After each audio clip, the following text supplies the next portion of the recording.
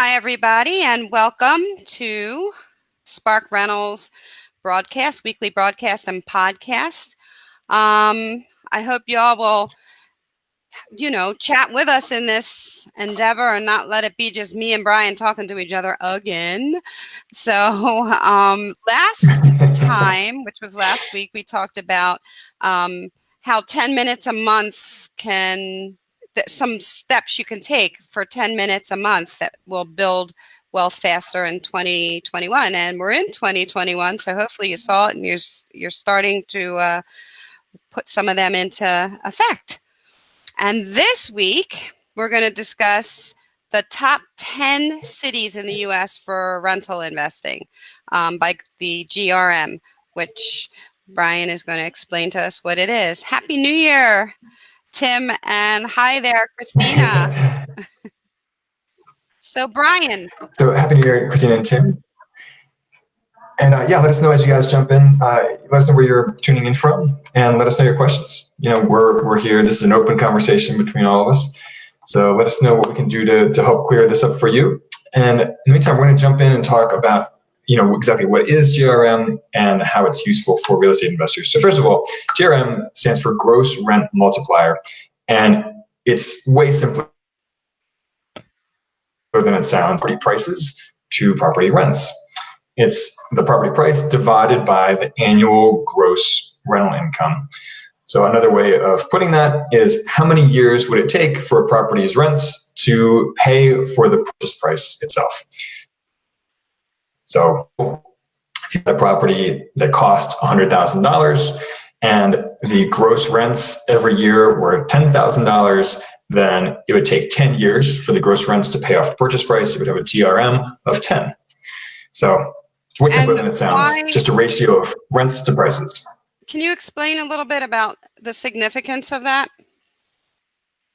Yeah, so there's a couple of ways you can use this, but my favorite way to use this as a real estate investor is to scout new cities to invest in, because most coastal cities, the metropolitan coastal cities where a lot of real estate investors live, they tend to have terrible GRMs. They tend to have very high prices, property prices, compared to the rents.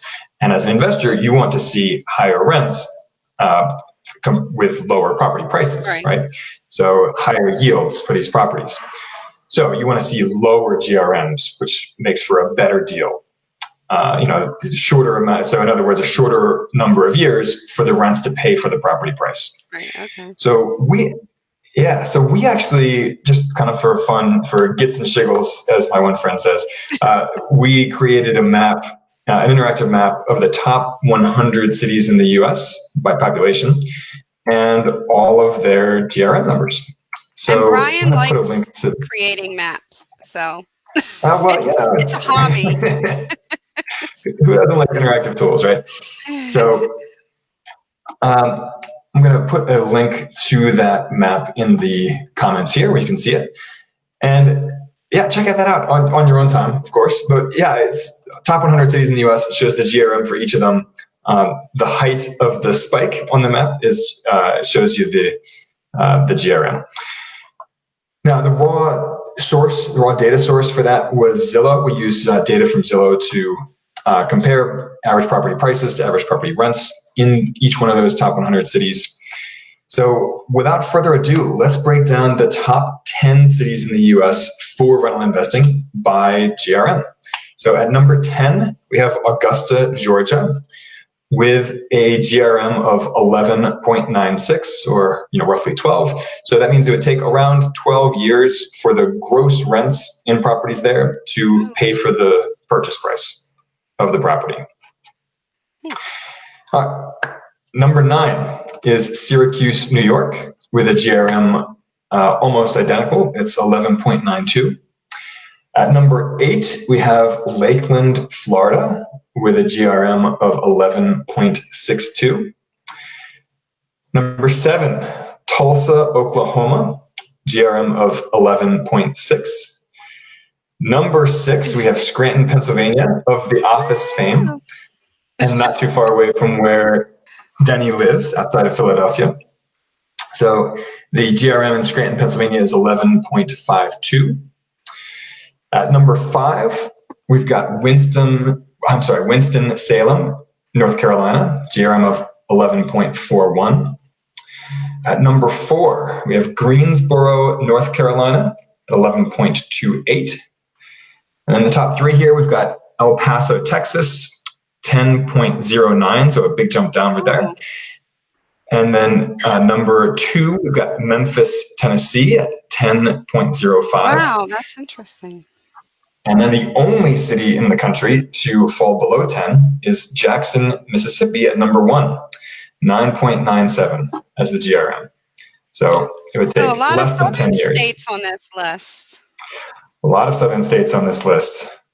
In fact, only Syracuse, New York, and Scranton, Pennsylvania are over the Mason-Dixon line, or north of the Mason-Dixon line. Interesting. So, and yeah, again, go check out that interactive map, and you can see some of the other GRMs for the most populous cities around the country. But let's talk for 1 second here about buying properties long distance, because chances are you don't actually live in one of those top 10 cities, right? Right. So first of all, we do have an article all about long distance real estate investing, and in particular, buying turnkey properties, which makes it a lot easier to buy properties long distance. So we'll put a link to this there. And by the way, here, Christina says, by the way, I got your email with the way to save money. I will apply some. So we sent out a newsletter an hour or two ago listing 20 creative ways to save money in 2021. And some of those we've talked a lot about before, things like house hacking, things like moving overseas, like I did. And then, of course, there are some much easier ones on there as well that don't require the same kind of lifestyle changes, but also don't yield the same kind of savings results either. Right. And Christina says, yes, I'm going to try remote investing. So Christina, that's awesome to hear. Yeah, it is. So Keep let's us give you a couple posted on how that works out. Absolutely. So we'll give you a couple of tangible tools you can use as well to make it a little easier to invest long distance. So one of our favorites is Roofstock, and we'll put a link to that in the comments here as well. So Roofstock is an online marketplace where you can browse listings for turnkey rental properties. And each listing comes with a ton of valuable data on it, not just on the property itself, including things like the home inspection report, but it also includes a lot of data about the neighborhood, things like school quality, all that kinds of good stuff. It shows historic appreciation, both at the property level and the neighborhood level. So there's plenty of good details there to help it, to make it easier to buy rental properties long distance.